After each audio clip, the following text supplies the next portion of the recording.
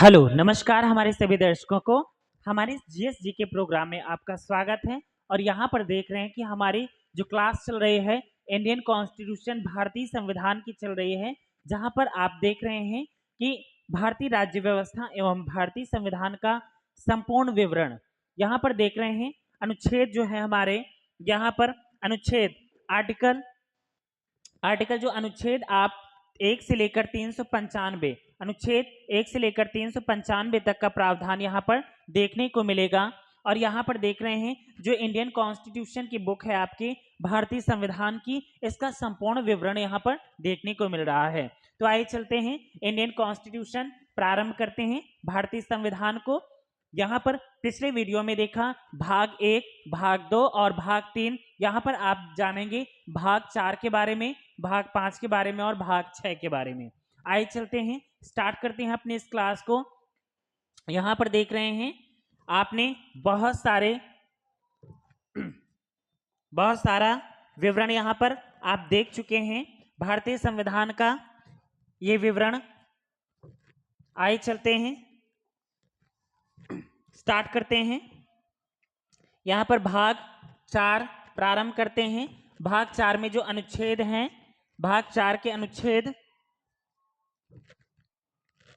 आइए देखते हैं। यहाँ पर अनुच्छेद 32 तक हमने आपको बता दिया था। अनुच्छेद 32 तक इसका प्रावधान हमने बताया था आपको कि अनुच्छेद 32 तक जो संवैधानिक उपचारों का अधिकार है ये आपका यहाँ तक आता है। इसके बाद देख रहे हैं भाग, यहाँ पर देख रहे हैं अनुच्छेद 33 में। तो अनुच्छेद 33 में यहाँ पर देख रहे हैं इस भाग द्वारा प्रदत्त अधिकारों का बलों आदि को लागू होने में उपांतरण करने की संसद की शक्ति, यहाँ पर इसका प्रावधान जो है। तो यहाँ पर इस भाग के द्वारा क्या अधिकारों का बलों आदि को लागू होने में उपांतरण, यहाँ पर संसद की शक्तियों का विवरण किया गया है कि अधिकारों के आधार पर ये क्या होना चाहिए। यहाँ पर देख रहे हैं यहाँ पर अनुच्छेद 34 में इसका प्रावधान दिया गया है। जब किसी क्षेत्रों में सेना विधि प्रवृत्त है तब इस भाग द्वारा प्रदत्त अधिकारों का निर्बंधन होगा। आगे देखते हैं अनुच्छेद 35 में क्या कहा गया है। इस भाग के उपबंधों को प्रभावी करने का विधान ऊपर तक है। इसका विवरण आपको अनुच्छेद 35 में देखने को मिलेगा। इसके बाद यहाँ पर देख लेते हैं भाग आपका 4 आ जाता है। यहाँ पर देख रहे हैं भाग 4। ये भाग 4 जो है यहाँ पर भाग 4 के विवरण यहाँ पर देखने को मिलेंगे। ये भाग 4 जो है 36 से लेकर अनुच्छेद 36 से लेकर 51 तक, अनुच्छेद 36 से लेकर अनुच्छेद 51 तक इसका प्रावधान देखने को मिलेगा। देखते हैं यहाँ पर अनुच्छेद 36 में ये परिभाषा दी गई है। किसकी परिभाषा? इसमें परिभाषित किया गया है संविधान के यहाँ पर जो नीति निर्देशक तत्व हैं इनको यहाँ पर देख रहे हैं, इसको परिभाषित किया गया है। आगे देखते हैं अनुच्छेद 37 है। इस भाग में अंतर्विष्ट तथ्यों को लागू करना, इसका प्रावधान दिया गया है। इसके बाद यहाँ पर देख रहे हैं ये जो क्लास आपकी चल रही है ये जीएसजी के इंडियन पॉलिटी जो बहुत ही महत्वपूर्ण है। यहाँ पर देखिए बाबा साहब भीमराव अंबेडकर ने कुछ शब्द कहे हैं। क्या कहे हैं यहाँ पर देख लेते हैं। जहाँ सहनशीलता की सीमा खत्म हो जाती है वहाँ क्रांति का उदय होता है। यहाँ पर भीमराव अंबेडकर ने अपने शब्द कहे हैं। ये जो भारतीय संविधान एवं राज्य व्यवस्था जो क्लास चल रही है बहुत ही इंपॉर्टेंट है। UPSC, UPPCS, bank, SBI, IBPS, PO, SSC, UPSI, UPP, NTPC और आरआरबी, एसएससी, जीडी, एटीसी सभी प्रतियोगी परीक्षाओं के लिए बहुत ही ज्यादा महत्वपूर्ण है। आगे देखते हैं ये क्लास हमारी बहुत ही इंपॉर्टेंट है। यहाँ पर देख रहे हैं अनुच्छेद जो 38 है, इसमें क्या कहा गया है। राज्य लोक कल्याण की अभिवृद्धि के लिए सामाजिक व्यवस्था बनाएगा। जो राज्य है, राज्य अर्थात केंद्र है, वो लोक कल्याण अर्थात जनता के कल्याण की अभिवृद्धि के लिए, उसे बढ़ाने के लिए सामाजिक व्यवस्था बनाएगी। इसका विवरण यहाँ पर अनुच्छेद 38 में मिलता है। इसके बाद अनुच्छेद 39 में है, राज्य द्वारा अनुसरणीय कुछ नीति तत्व हैं, नीति निर्देशक तत्व हैं, यहाँ पर नीतियां हैं। और अनुच्छेद 39 का में यहाँ पर देखने को मिल रहा है, अनुच्छेद 39 का में यहाँ पर समान न्याय और निःशुल्क विधिक सहायता। यहाँ पर अनुच्छेद 39 का में देखने के लिए मिलेगा समान न्याय, हर एक व्यक्ति को समान न्याय मिलेगा। और निःशुल्क विधिक सहायता, जो सरकार अर्थात निःशुल्क सहायता मिलेगी, कानून की तरफ से निःशुल्क विधिक सहायता दी जाएगी, कानूनी सहायता दी जाएगी। अनुच्छेद 40 में है, इसमें ग्राम पंचायतों का संगठन, ग्राम पंचायतों का संगठन जो है अनुच्छेद 40 में दिया गया है। अनुच्छेद 41 में है, कुछ दशाओं में काम, शिक्षा और लोक सहायता अर्थात लोगों की सहायता पाने का अधिकार दिया गया है यहाँ पर अनुच्छेद 41 में। अनुच्छेद 42 जो है, अनुच्छेद 42 है, काम की न्याय संगत और मानवोचित दशाओं का तथा प्रसूति सहायता का उपबंध भी दिया गया है अनुच्छेद 42 में। अनुच्छेद 43 में देखते हैं, कर्मकारों के लिए निर्वाह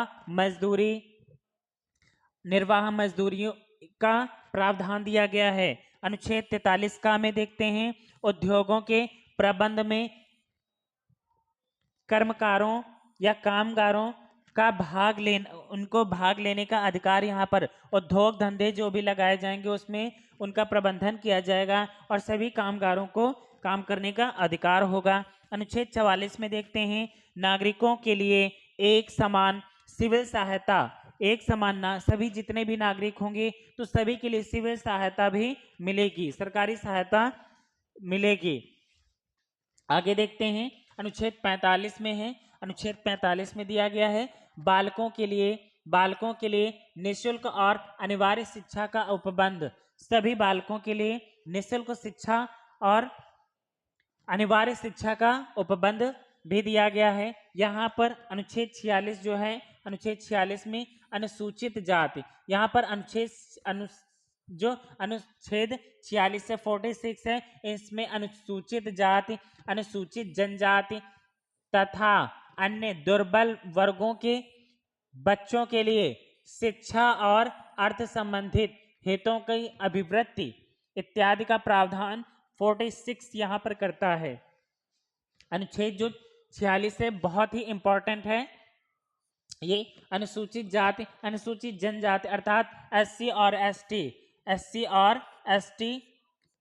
एसटी वर्ग के लोगों के लिए अनिवार्य शिक्षा, और जो गरीब या दुर्बल वर्ग के लोग हैं, जो गरीब हैं अर्थात उनको अर्थ संबंधी हितों की अभिवृद्धि अर्थात पैसा, अर्थात यहाँ पर इसकी सहायता की जाएगी। अनुच्छेद 47 में देखते हैं क्या है, पोषाहार स्तर और जीवन स्तर को ऊंचा करने तथा लोक स्वास्थ्य को सुधार करने का राज्य का कर्तव्य इत्यादि होगा। यहाँ पर कहा गया पोषाहार भोजन अर्थात पोषण युक्त भोजन स्तर और जीवन स्तर को ऊंचा करने की शक्ति बढ़ाई जाएगी सभी के लिए। लोक स्वास्थ्य अर्थात बहुत सारे ऐसे सामुदायिक स्वास्थ्य केंद्र होंगे जो सभी को निःशुल्क चिकित्सा इत्यादि प्रदान किए जाएंगे। इसमें सुधार करने का भी इसमें राज्य का कर्तव्य होगा, इसमें सुधार भी किया जाए।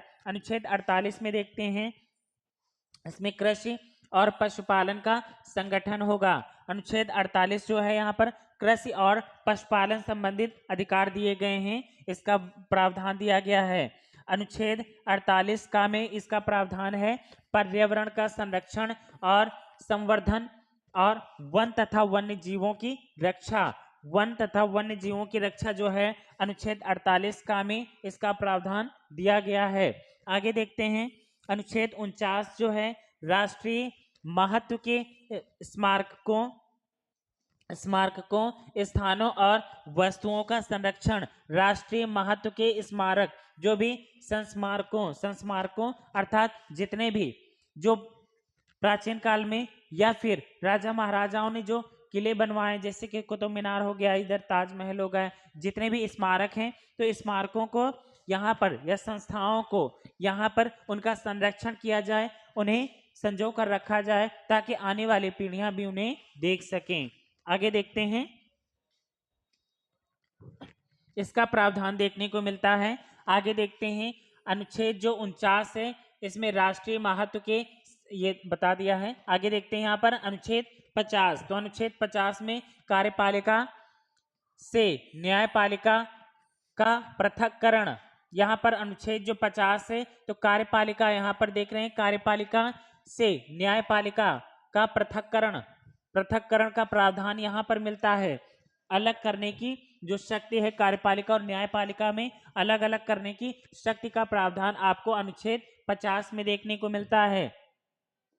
अनुच्छेद 51 में देखने को मिलता है अंतर्राष्ट्रीय शांति और सुरक्षा की अभिवृद्धि। यहाँ पर अंतर्राष्ट्रीय शांति बनी रहे, उनके साथ हमारे समझौते अच्छे होते रहें और इंटरनेशनल रिलेशनशिप जो है तो हमारे देश के साथ विदेशों से अच्छे बने रहें, और सुरक्षा की अभिवृद्धि, यानी हम विदेशों से हमारे देश की रक्षा या सुरक्षा बनी रहे। तो ये यहाँ तक आपका जो था, तो भाग 4 का विवरण था। अब यहाँ पर देख रहे हैं भाग 4 का, यहाँ पर भी है भाग 4, लेकिन यहाँ पर भाग 4 का है, यहाँ पर देख रहे हैं भाग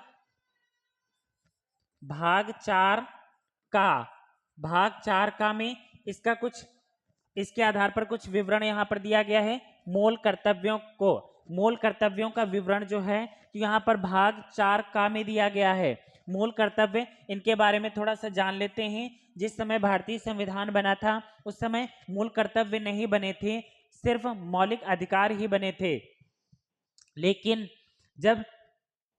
जब लोगों को ये ज्ञात हुआ कि लोग अपने अधिकार तो मांगेंगे लेकिन कर्तव्य कोई नहीं निभाएगा, तो अगर उनको जो संविधान अधिकार दे रहा है तो उनके भी कुछ कर्तव्य भी होंगे, जो अपने देश के प्रति, अपने समाज के प्रति कुछ कर्तव्य करने होंगे। इस आधार पर कर्तव्यों को भी जोड़ा गया, और ये जो मूल कर्तव्य हैं, ये भाग 4 का में मूल कर्तव्य जोड़े गए।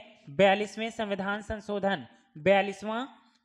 संशोधन किया गया, और ये 42वां संविधान संशोधन 1976 के तहत यहाँ पर भाग 4 का में मूल कर्तव्यों को जोड़ा गया। 42वां संविधान संशोधन 1976 में यहाँ पर भाग 4 का में मूल कर्तव्यों को जोड़ा गया, और जिस समय मूल कर्तव्य बने थे वो मात्र 10 थे, लेकिन वर्तमान में देखा जाए वर्तमान में मूल कर्तव्य हमारे 11 हैं।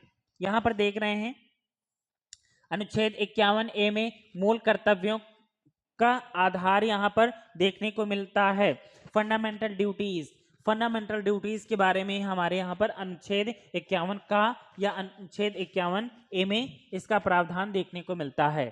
तो ये भाग 4 था। भाग 4 और भाग 4 का आपने देखा। यहाँ पर अब देख रहे हैं भाग 5 में किसका विवरण है, किसका प्रावधान है, आइए चलिए देखते हैं। तो यहाँ पर देख रहे हैं भाग 5 के बारे में। तो यहाँ पर भाग 5 के बारे में आप देखेंगे, यहाँ पर जो है केंद्र की सत्ता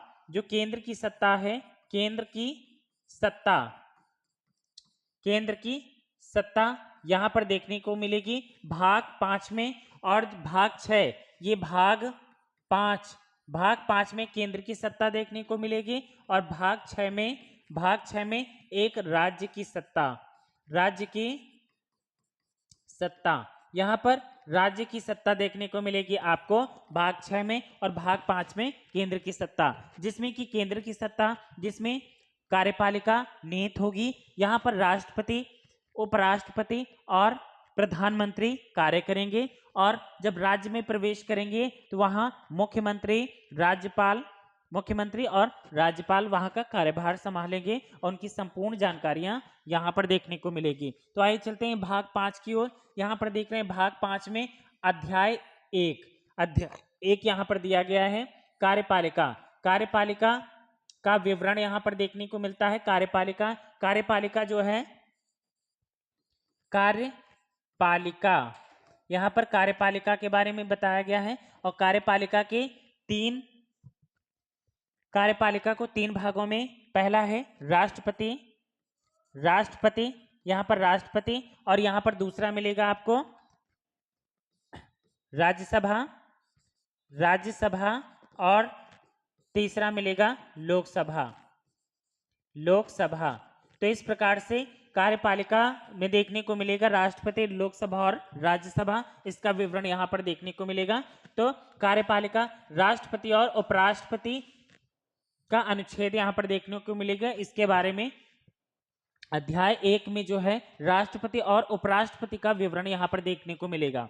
चलिए आइए चलते हैं राष्ट्रपति का विवरण यहाँ पर सबसे पहले देखते हैं। यहाँ पर अनुच्छेद 52 है, ये अनुच्छेद 52 है जिसमें भारत के राष्ट्रपति के बारे में बताया गया है। राष्ट्रपति के प्रावधान यहाँ पर अनुच्छेद 12 में बताए गए हैं, अनुच्छेद 52 में बताए गए हैं। इसके बाद अनुच्छेद 53 में देख लेते हैं। अनुच्छेद 53 में भी संघ की कार्यपालिका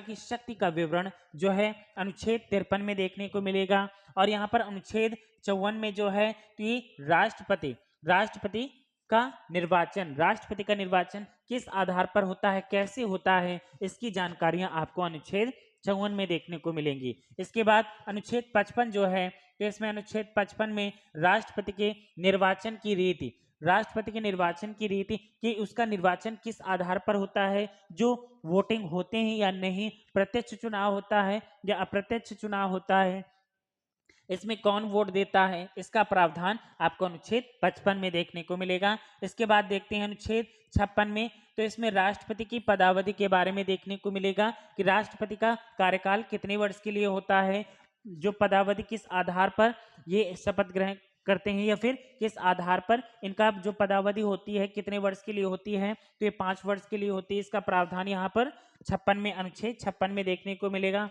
अनुच्छेद 57 में आपको पुनर्निर्वाचन के लिए पात्रता, अनुच्छेद 57 में राष्ट्रपति एक बार राष्ट्रपति बना है तो पुनर्निर्वाचन के आधार पर यहाँ पर इसके पात्र होगा या नहीं होगा, किस आधार पर होगा, इसका विवरण अनुच्छेद 57 में देखने को मिलता है। आगे अनुच्छेद 58 में देखने को मिलता है। अनुच्छेद 58 में राष्ट्रपति निर्वाचित होने के लिए अर्हताएं, क्या क्या योग्यताएं हैं, राष्ट्रपति के निर्वाचन के लिए उसकी योग्यताएं क्या क्या होंगी, वो उसकी योग्यता क्या क्या होनी चाहिए, किस आधार पर होनी चाहिए, तब वो राष्ट्रपति बनने की योग्य है या नहीं है, ये सारी अर्हताएं जो है इसका विवरण अनुच्छेद 58 में देखने को मिलेगा। और अनुच्छेद 59 में राष्ट्रपति के पद के लिए कुछ शर्तें रखी गई हैं कि किस व्यक्ति को राष्ट्रपति बनाना चाहिए, किस आधार पर बनाया जा सकता है, किस आधार पर नहीं, इसका जो विवरण है तो अनुच्छेद 59 में देखने को मिलेगा।